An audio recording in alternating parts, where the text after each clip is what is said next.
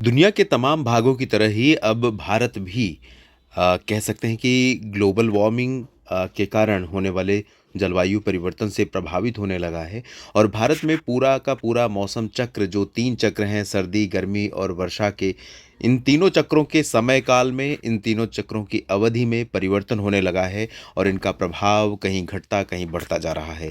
कहीं पर बारिश बहुत ज़्यादा हो रही है, कहीं पर बहुत कम और सामान्य से जब कुछ असामान्य होने लगता है तो वो उसका पूरे समाज पर, पूरे मानव जीवन पर और पूरी पारिस्थितिकी पर असर पड़ता है, चाहे वो हम भारत की बात करें, किसी दुनिया के अन्य देश की बात करें। आप अंदाज़ा लगा सकते हैं कि भारत में आमतौर पर अक्टूबर के दूसरे पखवाड़े से कहीं-कहीं पर बर्फ़ गिरनी शुरू हो जाती है पहाड़ों पर। हो जाती है ना, अब कहना हो जाती थी ठीक होगा। और नवंबर के पहले पखवाड़े में, आज 6 नवंबर है, पहले पखवाड़े का पहला सप्ताह बीतने को है और यहाँ पर 6 नवंबर तक आमतौर पर कई बार बर्फ़ पड़नी शुरू हो जाती थी और उसका असर या बर्फ़बारी के बाद यहाँ से होकर चलने वाली ठंडी हवाओं का असर यहाँ पर पंजाब से लेकर पटना तक और लुधियाना से लेकर के महाराष्ट्र में तमाम जगहों तक पहुँचने लगता था और छत्तीसगढ़ में भी तापमान में गिरावट होने लगती थी। उड़ीसा या ये पश्चिम बंगाल में भी पारा गिरने लगता था। इसके अलावा एक बड़ा अंतर आप देखें तो विंटर मानसून में भी दिखाई पड़ रहा है। विंटर मानसून यानी सर्दियों में 20 अक्टूबर से 31 दिसंबर के बीच देश के 5 सब डिवीज़न में दक्षिण भारत के 5 भागों में बारिश देने वाला मानसून अभी तक बहुत ज़्यादा सक्रिय नहीं हो पाया है। बहुत सारे फैक्टर उसके हो सकते हैं और बहुत सारे कारण हो सकते हैं। उत्तर भारत के पहाड़ों पर अभी तक कोई प्रभावशाली डब्ल्यूडी नहीं आया है, बर्फ़ नहीं पड़ी है, ठंडी हवाएँ नहीं चल रही हैं, तापमान सामान्य से ऊपर बना हुआ है, प्रदूषण कई राज्यों को परेशान कर रहा है, धुंध कई जगहों पर छा रही है जो एबनॉर्मल है, अनयूजुअल है, असामान्य है। अभी जो स्थितियाँ हैं उसके अनुसार उत्तर भारत के पर्वतीय क्षेत्रों पर भी कोई बहुत परिवर्तन अपेक्षित नहीं है। जम्मू कश्मीर से लेकर उत्तराखंड के बीच में गिलगित बाल्टिस्तान, मुज़फ़्फ़राबाद में भी यहाँ पर बर्फ़बारी या हिमपात बारिश की संभावना नहीं है। उत्तराखंड में कहीं पर कुछ बूंदें पड़ सकती हैं, हल्की-फुल्की वर्षा हो सकती है नमी आने के कारण जो कि पूरब से आ रही है और जम्मू कश्मीर, पंजाब तक ये वाला जो रीजन है, इन भागों में कुछ इलाकों में बादल दिखाई पड़ सकते हैं आज। हल्के बादल होंगे, इन बादलों से कोई ज़्यादा चांसेस बारिश के या मौसम में किसी बड़े बदलाव के नहीं हैं। नीचे पंजाब के शेष भागों में उत्तर की हवाएं लगातार चल रही हैं जिसके कारण पंजाब के कई ज़िलों में तापमान सामान्य के आसपास बना हुआ है और मौसम में ठंडक है। सुबह के समय तापमान गिर रहा है। आप कमेंट बॉक्स में ज़रूर बताइएगा कि आपके यहाँ कैसा मौसम है। अगर आप बरनाला, मोगा, मनसा, संगरूर और भटिंडा और साथ ही साथ फरीदकोट, फिरोजपुर, श्री मुक्तसर साहिब या अमृतसर, तरन तारण से देख रहे हैं वीडियो। हरियाणा में भी पश्चिमी भागों में हिसार, सिरसा और आसपास के भागों में और उधर पंचकुला, अंबाला में भी उत्तर की हवाएं, ठंडी हवाएं चल रही हैं।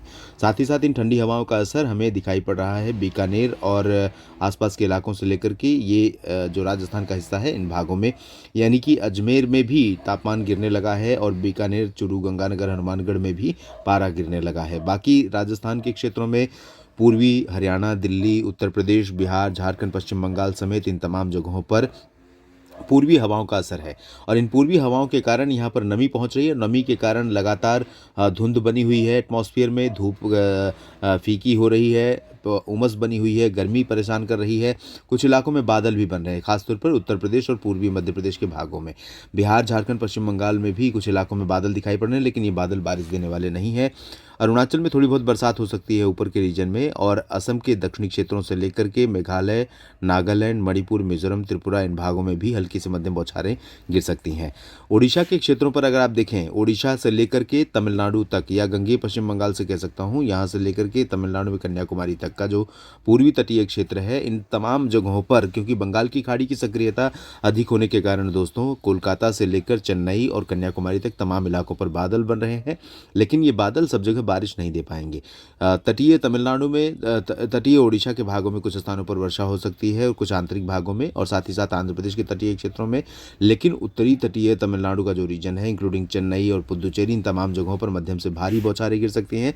आंतरिक तमिलनाडु, केरल, कर्नाटक में फिलहाल कुछ बूंदें पड़ सकती हैं, उससे ज़्यादा की उम्मीदें नहीं है। इधर मुंबई से लेकर नागपुर तक, नंदुरबार, धुले, नासिक, जलगांव समेत तमाम जगहों पर शुष्क मौसम रहेगा। गुजरात में ड्राई वेदर, मध्य प्रदेश में ड्राई वेदर, कुछ बादल पूर्वी मध्य प्रदेश में दिखाई देंगे, बाकी कोई परिवर्तन अभी फिलहाल अपेक्षित नहीं है। मध्य प्रदेश के उज्जैन, इंदौर और आसपास का जो नीमच रतलाम का रीजन है, यहाँ पर पश्चिमी हिस्सा जो राजस्थान और गुजरात से बिल्कुल सटा हुआ क्षेत्र है, इन भागों में कुछ तापमान गिर सकता है, थोड़ा बहुत हो सकता है कि तापमान यहाँ पर गिरे और मौसम में ठंडक बने। बाकी जगहों पर अभी फिलहाल तापमान एबव नॉर्मल बने हुए हैं। अब जानते हैं 7 नवंबर का मौसम। 7 नवंबर को भी कोई बहुत ज़्यादा चेंज नहीं है। उत्तर भारत के पहाड़ों पर थोड़े से बादल और हो सकता है बढ़ जाएं, क्योंकि WD करीब पहुंच जाएगा, तो जम्मू कश्मीर, गिलगित बाल्टिस्तान, मुजफ्फराबाद और हिमाचल, उत्तराखंड के भागों पर बादल रहेंगे। पंजाब पर भी कुछ इलाकों में बादल दिखाई पड़ेंगे। बाकी पंजाब से लेकर पंचकुला और दिल्ली के पश्चिम तक और इधर जयपुर होते हुए ये जो बाड़मेर तक का रीजन है, इन भागों में उत्तर की हवाओं का असर रहेगा। तो हरियाणा, पंजाब, पश्चिमी राजस्थान के तमाम जगहों पर तापमान में गिरावट होगी। पूर्वी हरियाणा, दिल्ली, उत्तर प्रदेश, बिहार, झारखंड, पश्चिम बंगाल, उड़ीसा, छत्तीसगढ़, मध्य प्रदेश, महाराष्ट्र, गुजरात के ज़्यादातर भाग और गोवा, कर्नाटक और आंध्र प्रदेश, तेलंगाना, इन तमाम जगहों पर ड्राई वेदर के बीच में मौसम अभी गर्म बना रहेगा। पूर्वोत्तर भारत के जो दक्षिणी क्षेत्र हैं, यहाँ पर नागालैंड, मणिपुर में कुछ इलाकों में थोड़ी बहुत वर्षा हो सकती है।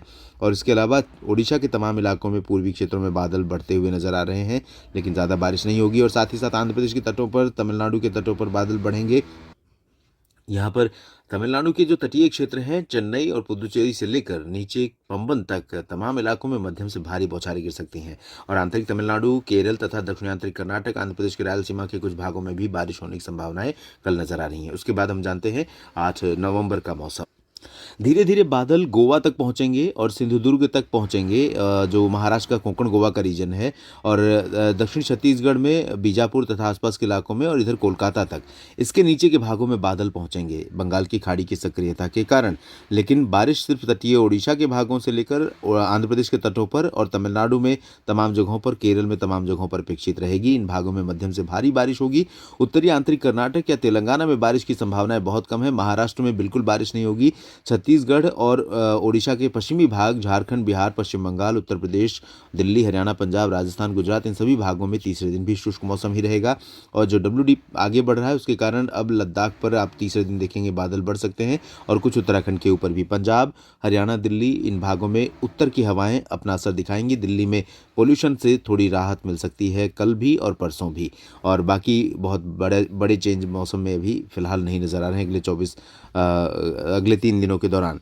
उसके बाद क्या कुछ परिवर्तन होंगे, इसके बारे में अपडेट करूंगा मैं आपको अगले बुलेटिन के माध्यम से। आप मेरे साथ जुड़े रहिए यूट्यूब पर मौसम तक और न्यूज़ मीडिया मंच चैनलों पर, और साथ ही साथ फेसबुक पेज मौसम तक पर। और अगर आपने यूट्यूब चैनल को सब्सक्राइब नहीं किया है, तो मौसम का अपडेट लगातार पाते रहने के लिए आप इस चैनल को सब्सक्राइब कर लीजिए, फेसबुक पेज को फॉलो और लाइक कीजिए।